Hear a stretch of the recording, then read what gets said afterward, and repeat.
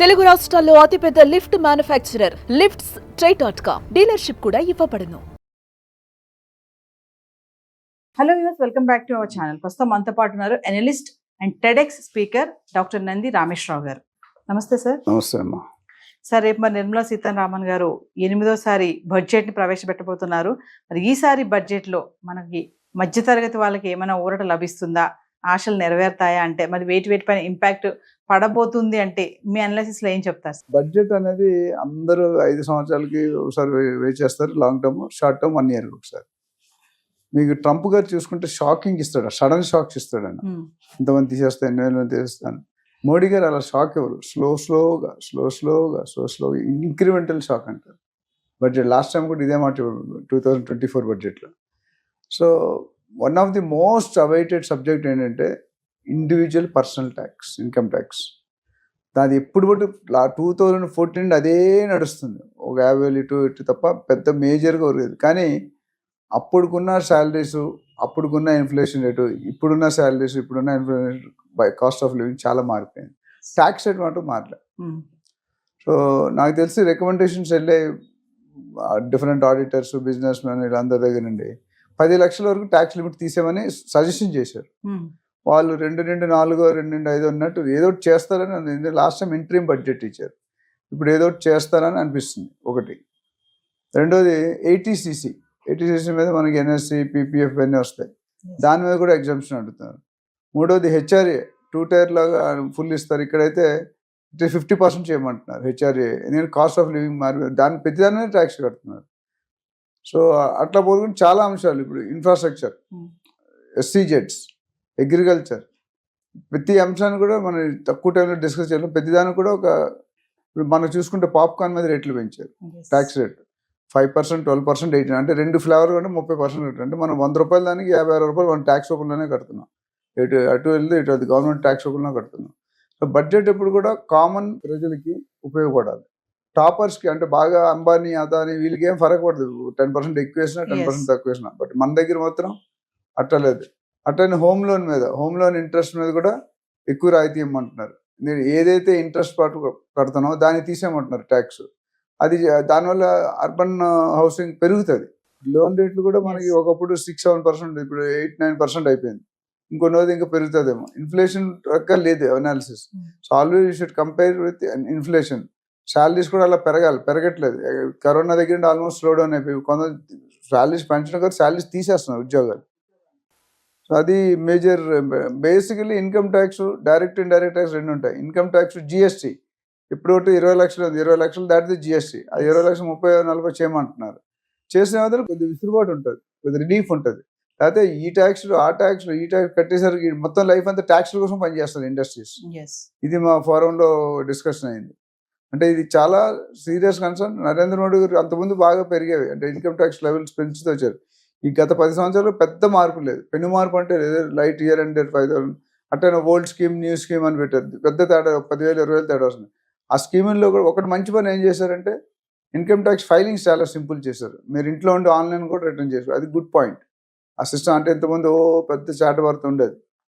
ఓవరాల్గా చూసుకుంటే ఇప్పుడు మన నిత్యావసరాలు అంటే ఎలక్ట్రానిక్ ఐటమ్స్, మొబైల్స్, కంప్యూటర్స్ వీటిలో బాగా భారీగా పెరిగిపోయింది.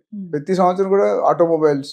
వీళ్ళు ఏం చేస్తున్నారంటే పబ్లిక్ ఏది ఎక్కువ కన్జంప్షన్ ఉందో దాని మీద ఎక్కువ వస్తుంది.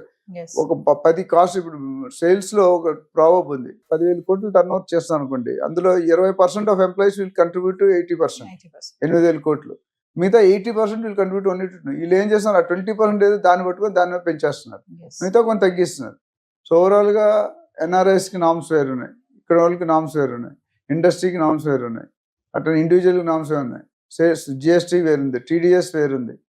అట్లా చూసుకుంటే రకరకాల అన్ని కూడా సెంట్రల్ గవర్నమెంట్. ఇప్పుడు మనకి అమెరికాకి, మన ప్రపంచంలో అమెరికా అయితే బిగ్ బాస్ ఎట్లనో మనం చెప్పాను, అమెరికాలో తుమ్మితే ఇక్కడ తుమ్ముతారు, అమెరికాలో తగ్గితే ఇక్కడ తగ్గుతారు.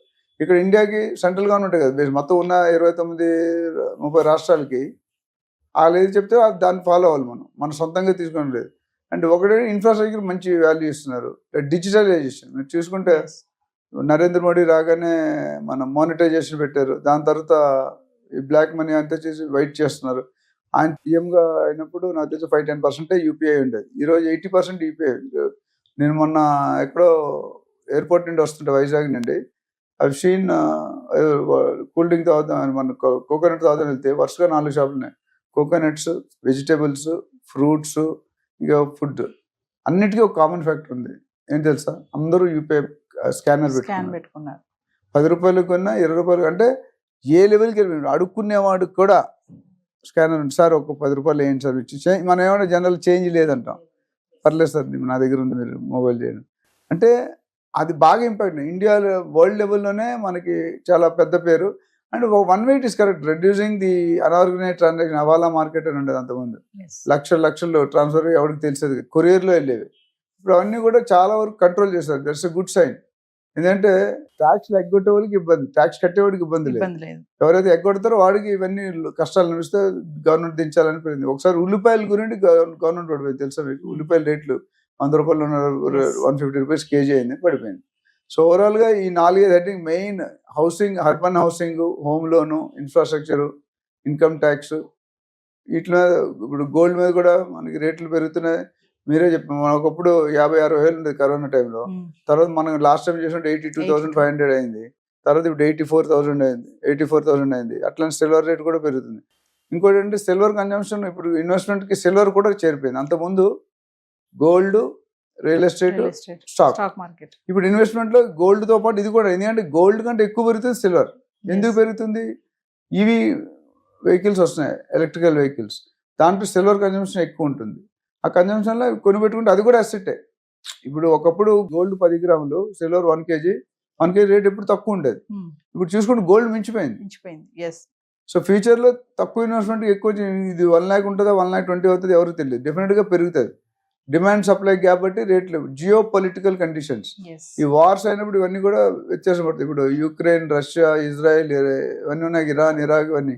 ఆ గొడవలు అయినప్పుడు ఏంటంటే వాళ్ళకి ఇన్కమ్ జనరేషన్ ఉండదు.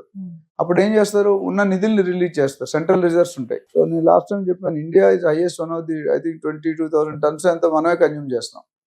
అండ్ దానివల్ల ఏమవుతుందంటే ఇప్పుడు లేటెస్ట్గా బ్యాంక్ ఆఫ్ ఇంగ్లాండ్ అని, మన ఇండిపెండెన్స్ తర్వాత బ్యాంక్ ఆఫ్ ఇంగ్లాండ్ అని ఉంది. ఆ బ్యాంక్ ఆఫ్ ఇంగ్లాండ్లో మన గోల్డ్ అంతా అక్కడ స్టోర్ అవుతుంది. ఈ అన్సర్టనిటీ, ఇప్పుడు బాగా ట్రంప్ వచ్చాక అన్సర్టనిటీ అయిపోయింది. అన్సర్టనిటీ అయిపోవడం వల్ల గవర్నమెంట్ కూడా తెలియట్లేదు ఏం చేయాలి, ఎక్కడ ఇన్వెస్ట్ చేయాలి, ఎప్పుడు ఇన్వెస్ట్ చేయకూడదు, ఎప్పుడు కొనాలి, ఎప్పుడు కొనకూడదు అనేది చెప్తున్నారు. సో దానివల్ల ఏమవుతుందంటే అక్కడ 475+ మెట్రిక్ టన్స్ ఉన్నాయి అక్కడ. దాంట్లో సగం తీసుకొచ్చేసారు. అంటే బ్యాక్ మన నవంబర్, డిసెంబర్లో. బికాస్ అక్కడ ఏ సిచ్యువేషన్ ఏమవుతుందో తెలియదు.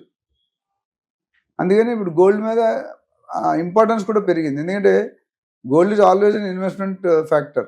సిల్వర్ ఇప్పుడు యాడ్ అయింది. అండ్ గోల్డ్ ఈ విధంగా ఎప్పుడు అంత స్పీడ్గా ఎప్పుడు పెరగలేదు.